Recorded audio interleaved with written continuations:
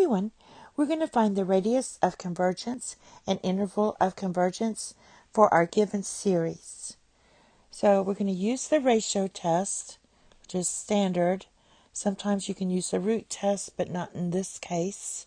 So we're going to take the limit as n approaches infinity of absolute value of a sub n plus 1 divided by a sub n.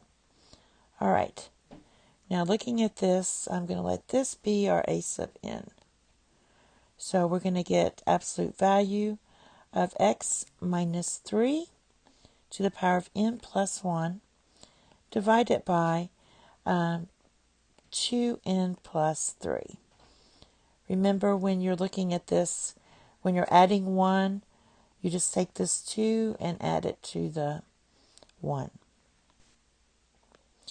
Now we're going to divide by a sub n. So that's the same as multiplying by this reciprocal. And so that's just going to be 2n plus 1 divided by x minus 3 to the power of n. All right. Simplifying, we get the limit as n approaches infinity. And looking at these two, using your properties of exponents, that's just going to be x minus 3. And then we still have times 2n plus 1 divided by 2n plus 3. All right.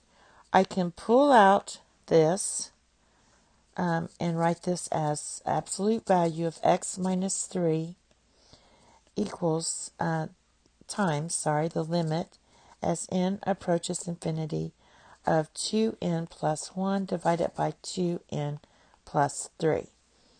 Now, when you take the limit of this, this is going to go to 1. And so we have 1 times this. So we have this equals absolute value of x minus 3. Now that we have that, it's convergent when our absolute value of x minus 3 is less than 1.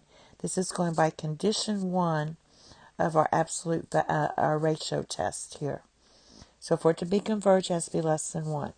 So r is going to equal 1 if and only if we have x minus 3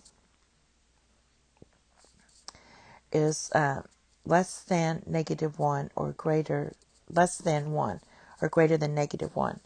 So solving for x, you add 3 to both sides. You're going to get 2 is less than x is less than 4. All right. So there we have our radius of convergence. Now for our interval of convergence, we're going to test these two endpoints here. So to test the two endpoints, we're going to test x equals 2. X equals 2. We get the series n equals 0 to infinity of 1 divided by 2n plus 1. Now, if you compare this to n equals 0 to infinity of 1 divided by 2n, which means you could write this as 1 divided by n and then write 1/2 out front.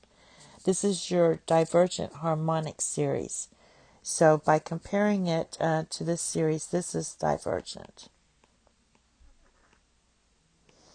You can do this because this is greater than this number. So at 2, it's divergent.